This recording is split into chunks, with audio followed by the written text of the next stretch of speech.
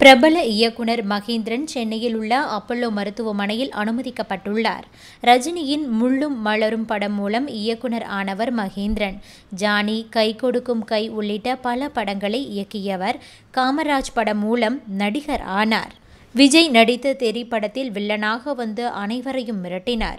கார்த்திக் சுப்புராஜ் இயக்கத்தில் ரஜினிகாந்த் நடித்த பேட்ட படத்தில் கூட மகேந்திரன் நடித்திருந்தார். 79 வயதாகும் மகேந்திரன் உடல்நலக்குறைவு காரணமாக சென்னையில் உள்ள அப்பல்லோ மருத்துவமனையில் அனுமதிக்கப்பட்டுள்ளார்.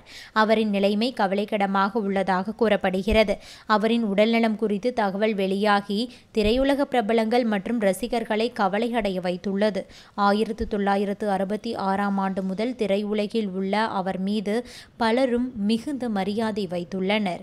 வயதானாலும் தொடர்ந்து கலைப்பணியை செய்து வருகிறார் என்பதும் குறிப்பிடத்தக்கது. தமிழ் சினிமா வரலாற்றின் மிகச்சிறந்த இயக்குனராக கருதப்படும் இவர் திரைக்கதை எழுத்தாளர், வசனகர்த்தா, நடிகர் என்ற பன்முக கலைஞராக திகழ்கிறார். எம்ஜிஆர் உதவியோடு தமிழ் திரையுலகில் நுழைந்த இவர் இயக்குனராக பல அற்புதமான படங்களை இயக்கி தமிழ் திரையுலகில் தனக்கென தனி இடத்தை பிடித்திருக்கிறார். அதில் முள்ளும் மலரும், உதிரிப்பூக்கள் உள்ளிட்ட குறிப்பிட்ட பல படங்கள் இருக்கின்றன. எம்ஜிஆர் காலகட்டத்தில் துவங்கிய இவரது திரைப்பயணம் விஜயின் தெறி, ரஜினியின் பேட்ட, அதர்வாவின் பூமராங், விஜய் சேதுபதியின் சீதக்காதி, கௌதம் கார்த்திக்கின் மிஸ்டர் சந்திரமௌலி உள்ளிட்ட வளர்ந்து வரும் ஹீரோக்களின் படங்களிலும் நடித்திருக்கிறார். எம்ஜிஆரை ஹீரோவாக வைத்து பொன்னியின் செல்வன் நாவலை திரைப்படமாக்க திரைக்கதை, வசனம் போன்றவற்றை எழுதி வைத்தார். ஆனால் பல்வேறு காரணங்களால் இதனை திரைப்படமாக்க முடியாமல் போனது என்பதும் குறிப்பிடத்தக்கது.